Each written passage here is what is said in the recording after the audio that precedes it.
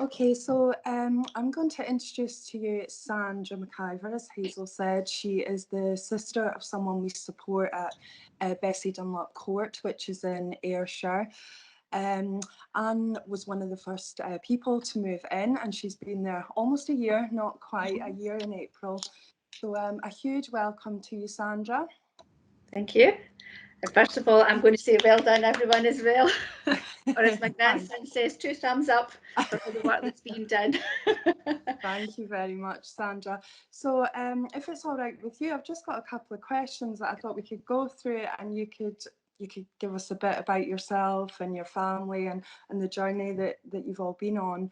So firstly, I should mention to everyone on the call that we do have permission to share stories and information about Anne, and Sandra will do so, of course, appropriately as her sister. So firstly, Sandra, a little bit about Anne and her needs, if you don't mind. Yep, no problem. First of all, Anne is a very much well-loved member of our family, has been for 61 years.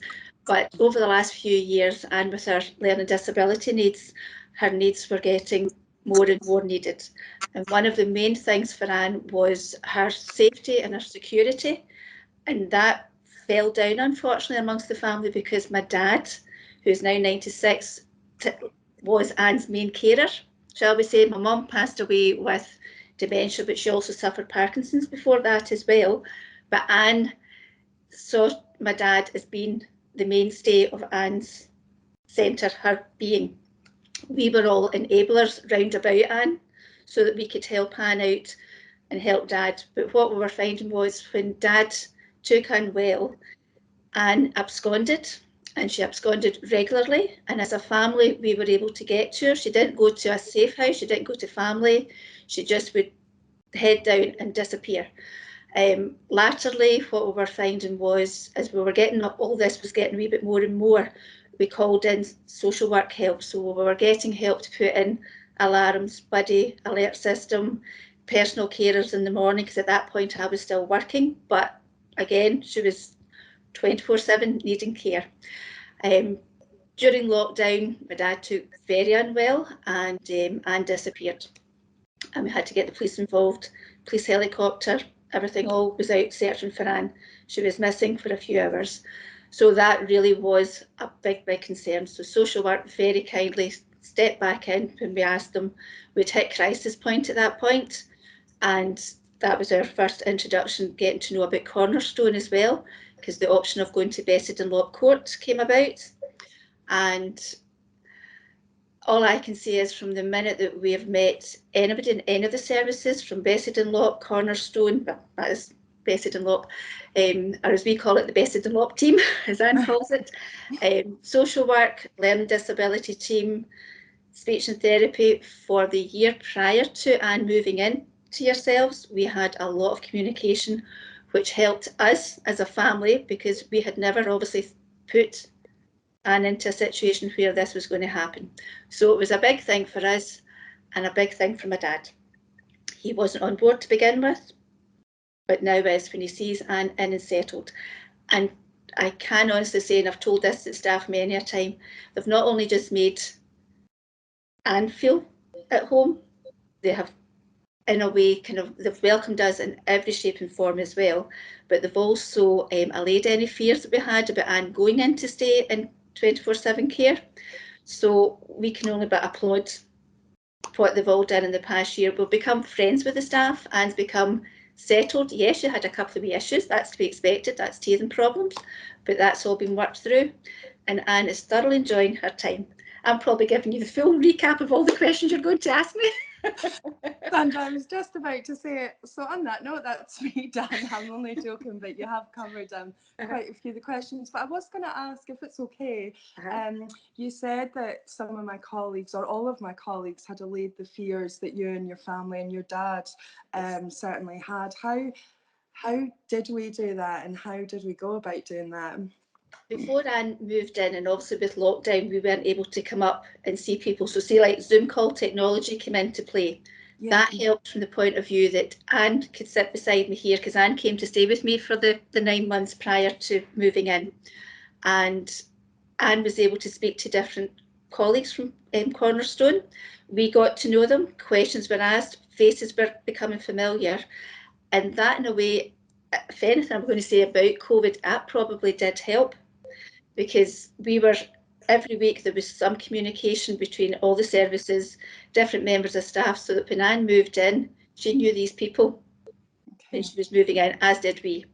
And any question was not a silly question. Anything at all that we had to ask was answered, and given reassurance, confidence in everything that was happening. So I can only thank the Bessed and Lop team. They have been fantastic, still are, and they're doing a great job.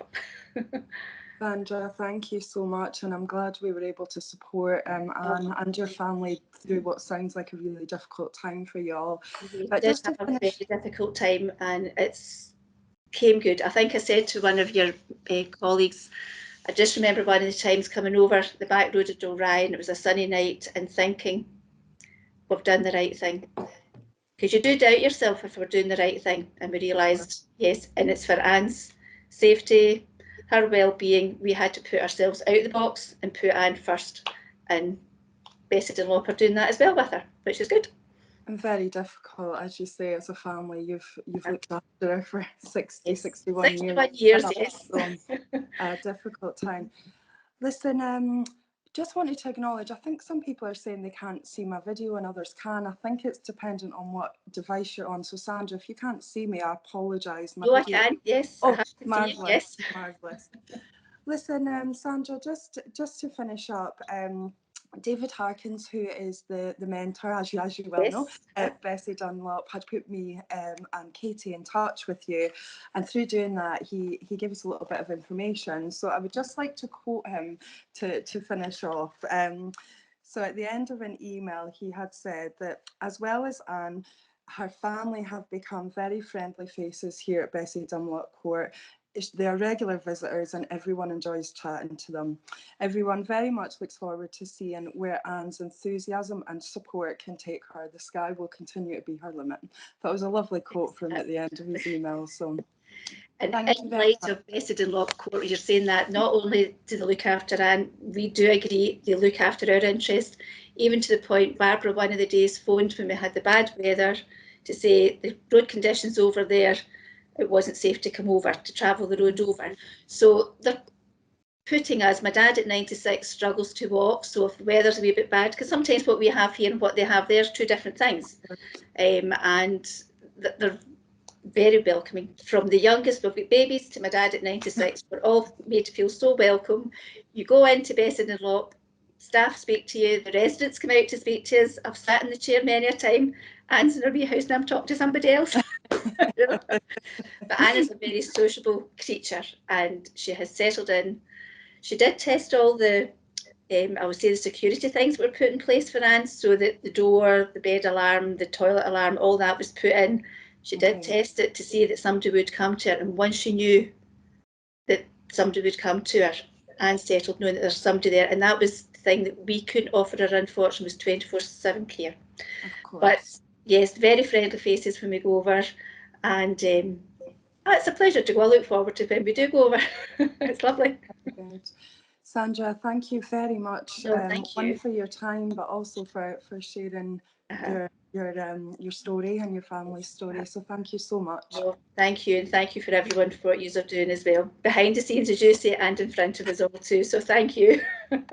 2 thumbs up, like your Yes, 2 thumbs up. Yep. If Anne was here, she'd be giving you 2 thumbs up as well. That was always the thing we did. Is this good? Yep, 2 thumbs up. Thank you very much. Thank you. Right. I'm going to go, folks. Continue all the good work that you do. Thank you very much. Thank you. Thank you. Bye. Bye.